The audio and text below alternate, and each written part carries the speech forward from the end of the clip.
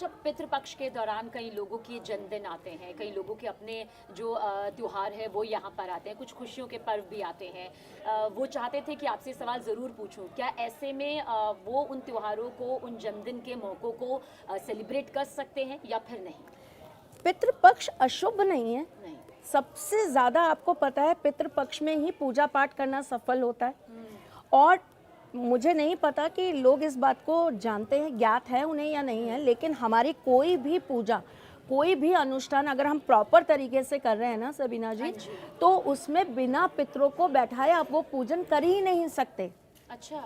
तो पितरों का अपने आप में हमारे हर पूजा पाठ में होना इस बात को संकेत करता है कि हमारे अपने पितरों के आशीर्वाद के बिना कोई कार्य सफल ही नहीं होगा, पहली बात। दूसरी चीज़, अगर आपका बर्थडे आ रहा है तो इससे अच्छी बात और क्या है कि आपको आपके जो मौजूदा लोग हैं, जो आपके साथ के लोग हैं, परिवार के दोस्त, आपके परिजन हैं, उनके साथ साथ आपको अपने पितरों को शामिल करने का भी मौका मिल रहा है। मुझे लगता है ये कॉन्सेप्ट यहाँ पर आपने अब लोगों को बहुत अच्छे से बताया, क्योंकि मैं बहुत सारे लोगों को जानती हूँ अपने ही आसपास के जो कहते हैं पितृपक्ष में हमारा जन्मदिन आता है और उदास हो जाते हैं। तो ये तो खुशी की बात है। खुशी की बात। हमें वहाँ ऊपर से भी बैठे हुए देवों का आशीर्वाद मिल रहा है, तो हमसे ब्लेस्ड कौन होगा।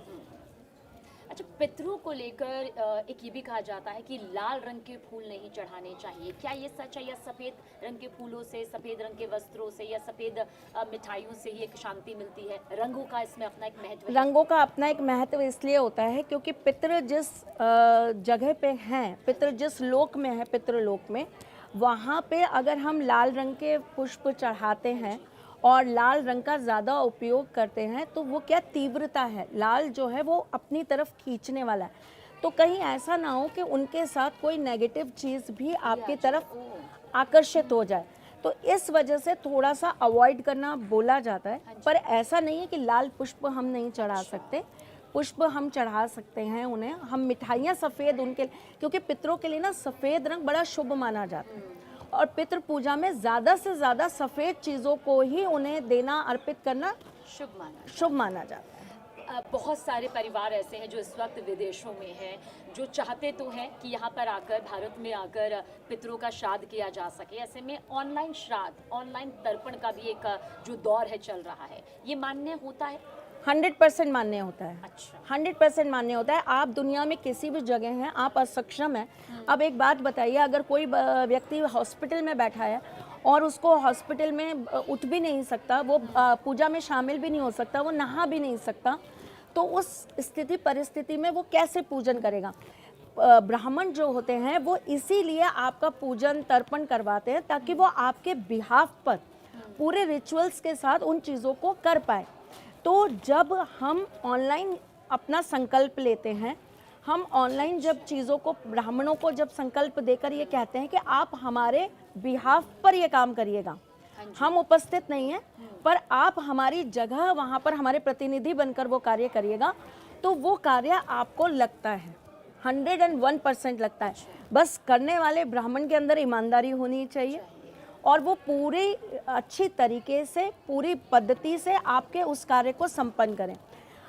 लाखों करोड़ों लोग हैं जो चाहते हैं कि हम पूजाएं करवाएं, जिनको ऐसा लगता है कि हम अपने सारे जितने भी हमारे तीज त्योहार आते हैं उन पर हम पूजाओं को पूरा सिस्टमैटिकली करें जैसा होना चाहिए, लेकिन समय का अभाव है, नौकरियां हैं, परेशानियां हैं, नहीं कर पाते, तो उनके लिए ये ऑनलाइन पूजा का जो प्रावधान है ये बहुत अच्छा है। सही आप कह रही हैं। अच्छा, जिन्हें गोत्र नहीं मालूम, तिथि नहीं मालूम, वो कैसे तर्पण कर सकते हैं? उनके लिए ये संभव होता है? बिल्कुल संभव होता है जी। अगर आपको गोत्र नहीं पता तो आप कश्यप गोत्र से अपना संकल्प ले सकते हैं। अच्छा, ठीक है, कश्यप गोत्र से जी। और अगर आपको तिथि नहीं पता तो अमावस्या तिथि।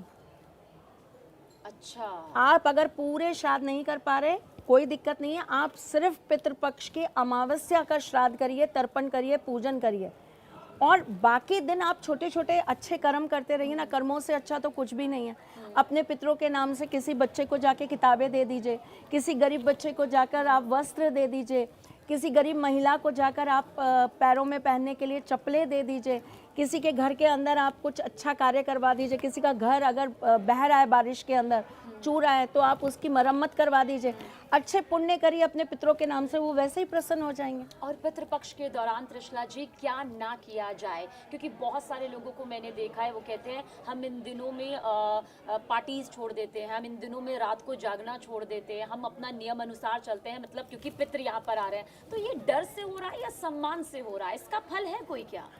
भय बिन प्रीत न होए गोसाई, बिना डर के तो प्यार ही संभव नहीं है, तो सम्मान तो बहुत बड़ी बात है। कई कई जगह ऐसा होता है सबीना जी कि प्यार होता है लेकिन वहाँ भी सम्मान नहीं होता है, तो सम्मान को तो भय की ज़रूरत होती है। और मुझे ऐसा लगता है कि बड़े बुजुर्गों के लिए डर वाला सम्मान बहुत अच्छी बात है। आप ये देखिए कि आज की पीढ़ी के अंदर से वो डर ही गायब है, इसलिए वो सम्मान भी नहीं है। और हम लोगों को देखिए, आज मैं 45 इयर्स की हूँ, अगर मेरे पापा आज भी लाखों लोगों के सामने मुझे डांट देना तो मैं उनके आगे बोलने की हिम्मत नहीं कर पाती हूँ। तो अपने बड़ों के लिए, अपने बुजुर्गों के लिए ये सम्मान डर के साथ बिल्कुल होना चाहिए। और सम्मान है, अगर आपको, आप डर के साथ ही सम्मान कर रहे हैं, लिहाज में भी कर रहे हैं, तो ये सम्मान बहुत ज़रूरी है। हमें अपने बड़ों का सम्मान करते रहना चाहिए। अगर आप ये सोच कर कि हमें इसका कुछ अरिस्ट मिल जाएगा इसलिए हमको पार्टीज छोड़ देनी चाहिए, इसलिए हमें रात को जल्दी सो जाना चाहिए, तो मैं कहती हूँ आपका एक बहुत पॉजिटिव सिस्टम बना रहे हैं। आपकी जिंदगी को 15 दिन के लिए ही सही सुधार रहे हैं, नवरात्रियों में 9 दिन ही सही आप सुधर रहे हैं। लोगों को देखा है जो कह रहे हैं कि पितृपक्ष शुरू हो चुका है, अब हम नॉनवेज नहीं खाएंगे, अब हम अंडा नहीं खाएंगे क्योंकि पितृपक्ष शुरू हो रहा है। तो क्या बहुत अच्छी ऐसे बात में उन्हें भी ये पुण्य मिलेगा, लाभ मिलेगा? भले ही आप कह रहे हैं जैसा कि कुछ दिनों के लिए ही सही, कम से कम वो नियम में तो आ रहे हैं, कुछ तो कर रहे हैं ना। हाँ। तो अच्छी बात है। मैं तो कहती हूँ कि बहाना कोई भी हो, कल्याण हो रहा है ना आपका, कहीं ना कहीं आपका शुद्धिकरण हो रहा है, कहीं ना कहीं आपके अंदर बैठे हुए कुछ नेगेटिव जो अक्स हैं, जो आपके अंदर कुछ तत्व हैं जो आपको अंदर से कहीं ना कहीं खराब करते हैं, आपकी बुद्धि को हरने का काम करते हैं, वो हट रहे हैं ना, वो रिमूव हो रहे हैं ना। तो इससे अच्छा कुछ भी नहीं हो सकता। डर ही सही, डर में ही कर लीजिए, करिए तो सही। आपको लगता है कि पितृ हमें आने वाले भविष्य की पूरी तस्वीर दिखा सकते हैं त्रिशला जी?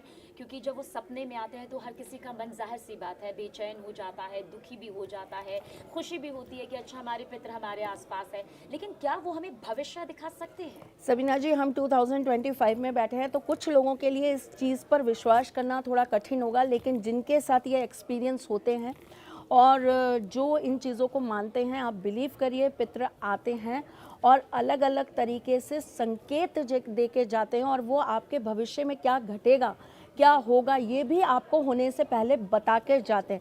सपने तो हमने एक तरह की बात करी है, ये एक बहुत लंबा टॉपिक है, कभी इस पे हम बहुत अच्छे से चर्चा करेंगे।